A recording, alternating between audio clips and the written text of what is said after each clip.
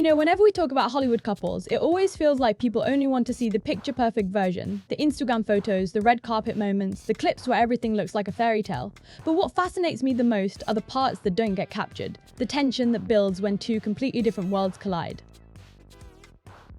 That's exactly why I find Kylie Jenner and Timothée Chalamet's whole relationship so interesting, because on paper, it never really made sense.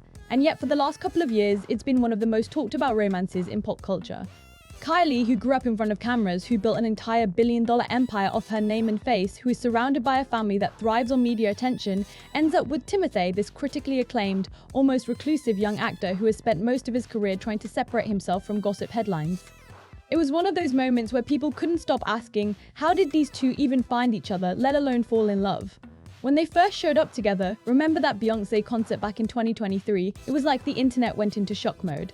Nobody saw it coming, nobody had them on their celebrity bingo cards, and suddenly there they were, kissing, laughing, and looking so wrapped up in each other.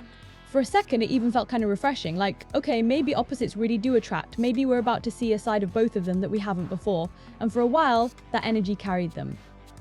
They were this unexpected couple that people couldn't stop talking about, not in the sense of, oh, they're perfect for each other, but more like, wait, what's happening here and how long is this even going to last? Now fast forward, and it seems like the cracks are starting to show.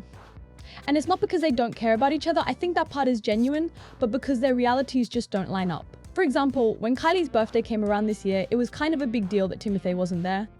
And people can argue, he's busy, he's filming Dune overseas, he has commitments, and yes, that's valid. But when you're Kylie Jenner, when your whole existence has been built on curated moments and public validation, your boyfriend missing your birthday is going to sting. And what made it worse wasn't just that he wasn't physically there, it's that he didn't even post about her. Nothing. Not even the bare minimum story saying happy birthday. And you know how that works online. Fans notice, blogs notice, the media notices, and suddenly what could have been brushed off as scheduling conflicts starts to look like indifference. And to me, that right there highlights the biggest problem between them. Kylie's love language is attention, specifically attention that can be seen. And Timothée's whole vibe is the opposite. He's private, almost painfully private compared to her.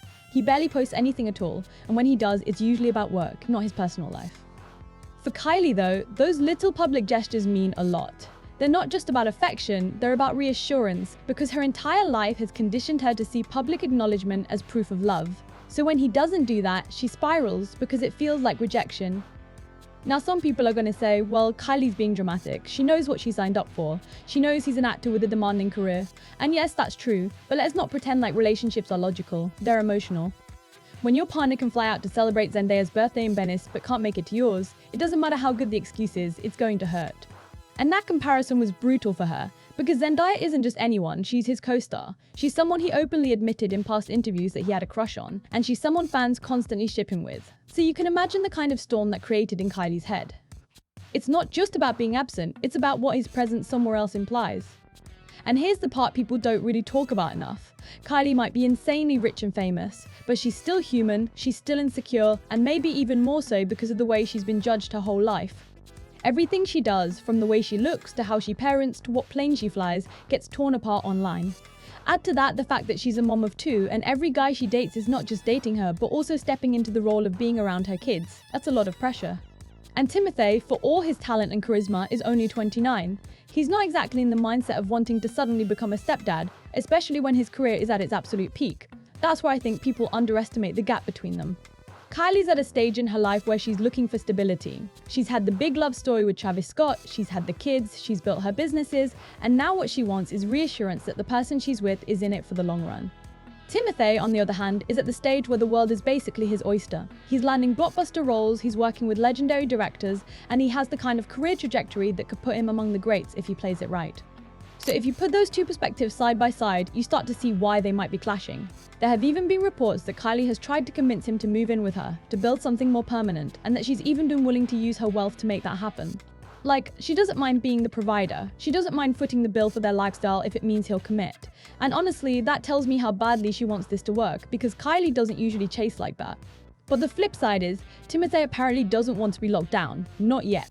Not when he's got the kind of freedom and momentum that most actors dream of. And maybe that doesn't make him a bad guy. Maybe it just makes him someone who knows himself. Of course, the internet always has to throw gasoline on the fire. Sidekicks, commentators, bloggers, everyone has an opinion. Some say Kylie's being manipulative. that she's trying to trap him with her lifestyle or even with another baby. Others say Timothée is playing with fire because dating a Kardashian could damage his credibility in Hollywood. And while I don't buy into every rumor, I do think there's truth in the idea that being attached to Kylie makes his career a little more complicated. Not because she's a bad partner, but because of what her name represents. The Kardashian brand is synonymous with drama, overexposure, and tabloid chaos. Timothée has worked so hard to be seen as a serious actor, and no matter how talented he is, there will always be people in Hollywood whispering that he's losing focus if he spends too much time in that world. And honestly, I can see why that pressure would eat at him. Imagine being told by colleagues, by friends, even by your team that your relationship could be the thing that holds you back. That's heavy. And it puts him in this impossible position of having to choose between protecting his image and protecting his relationship. Meanwhile, Kylie's in this position where she feels like she's constantly asking for more than he's giving, which just deepens her insecurities. It's a cycle, and not a healthy one. The way I see it, what's happening between them isn't about some dramatic betrayal or scandal. It's about two people wanting very different things at the same time. Kylie wants roots, Timothée wants wings. Kylie needs the world to see her relationship to feel secure. Timothée needs the world to stay out of it to feel safe. Kylie lives in a constant spotlight. Timothée thrives in the shadows. It's not that either of them is wrong, it's just that their worlds don't naturally align, and it takes an insane amount of compromise to bridge that gap. And maybe that's why this whole thing fascinates so many of us. It's like a real-life experiment in whether love can survive when everything else is stacked against it. The distance, the different priorities, the constant public scrutiny, the weight of expectations from fans and family and industry insiders. If they make it through all of that, then maybe it really is the real thing. But if they don't, then I think it won't be because they didn't care about each other. It'll be because sometimes love just isn't enough to cancel out reality. So when I look at Kylie and Timothée now, I don't see a fairy tale or a disaster. I see two people standing at a crossroads. And whatever happens, whether they last or they go their separate ways, their relationship has already shown us something important about how different love looks depending on where you are in your life. For Kylie, it's about finding someone who makes her feel safe in a world that never gives her peace. For Timothée, it's about holding on to freedom in a world that constantly tries to box him in. And maybe that's why this story resonates, because in some way, we've all been there, trying to love someone while also trying to stay true to ourselves.